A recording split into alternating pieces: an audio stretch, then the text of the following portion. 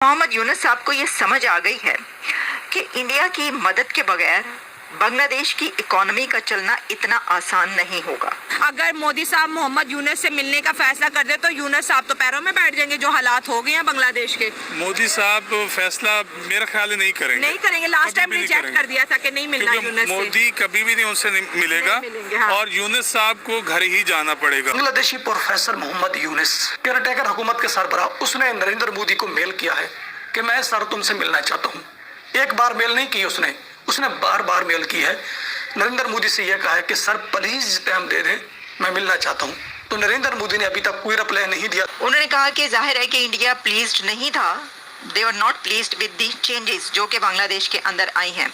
It will be difficult for us to move along without each other। Bangladesh की सरकार मोदी साहब से जैसे बार बार मिलने की कोशिश कर रही है, तो क्या वो माफी मांगना चाहते हैं? क्या मालदीव की तरह बांग्लादेश को एहसास हो गया कि वो इंडिया के बगैर नहीं चल सकते? इन बेवकूफों को ये पता नहीं था कि आपको इंडिया खिला रहा है। इंडिया खा नहीं रहा, इंडिया आपको खिला रहा है। वो बेवकूफ आदमी मुझे ये बताएं कि इंडिया दुनिया की तीसरी पावर है, क्या इंडिया बांग्लादेश का कुछ खाएगा? आप बांग्लादेश को काट करके बांग्लादेश बनाए और उसमें हिंदुओं के लिए जो आर्मी कूप है, जो इंडियन आर्मी है, वो कूप करे और वो उसको protection they. That will be best decision. ये इतने बेवकूफ और इतने पागल हैं कि जो अपना मुस्तकबिल अपने हाथों से दबा कर देते हैं, ये वो लोग हैं दोस्तों।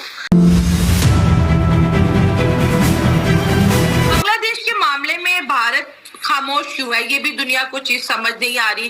कोई स्टेटमेंट नहीं, कोई ऑफिशियल उनके लिए बोल रहा है, सिवाय हिंदुओं के। वो मोदी साहब ने कहा था कि मोहम्मद यूनुस को कि आप इंश्योर करें हिंदुओं का प्रोटेक्शन। यूनाइटेड नेशन ने भी कहा ये चीज। हमारे भारत के प्रधानमंत्री ने खुद इस बारे में बात कही है कि जिस हिसाब से काली माँ की प्रतिमा से मुकुट चोरी किया गया है, इसको भारत भूलेगा नहीं। जिस हिसाब से दुर्गा पूजा पंडाल को वैंडलाइज किया गया है, इसको भारत भूलेगा नहीं।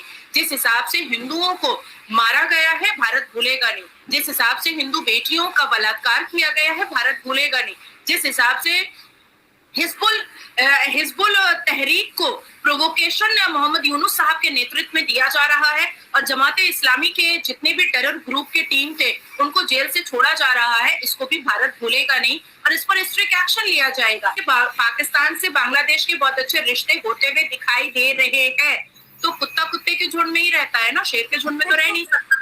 शेर के झुंड में तो सिर्फ ब्रेकिंग न्यूज ही बनी है, ये ब्रेकिंग न्यूज बनी है। आपने सवाल कर दिया मेरी बातों को, मेरा भी फ्रीडम ऑफ एक्सप्रेशन आप ना रोके। अब आती है बात कि मेरा मानना है और मैंने बजावते मिनिस्ट्री ऑफ एक्सटर्नल अफेयर को एक चिट्ठी लिखी है कि ये जो बांग्लादेश में हो रहा है, अगर इसको भारत कंट्रोल नहीं कर सकता है तो हमारे जो 1.5 करोड़ से ऊपर वहां पर हिंदू हैं, जो माइनॉरिटी के लोग हैं, जिसमें सिख, ईसाई, क्रिश्चियन, यहूदी सब आते हैं, बहुत कम बचे हुए हैं, हिंदू ही ज्यादा है, उनके लिए बांग्लादेश को काट करके एक बांग्लादेश बना देना चाहिए, जिस पर हमारी आर्मी जो है, हमारी इंडियन आर्मी उसको प्रोटेक्शन देगी।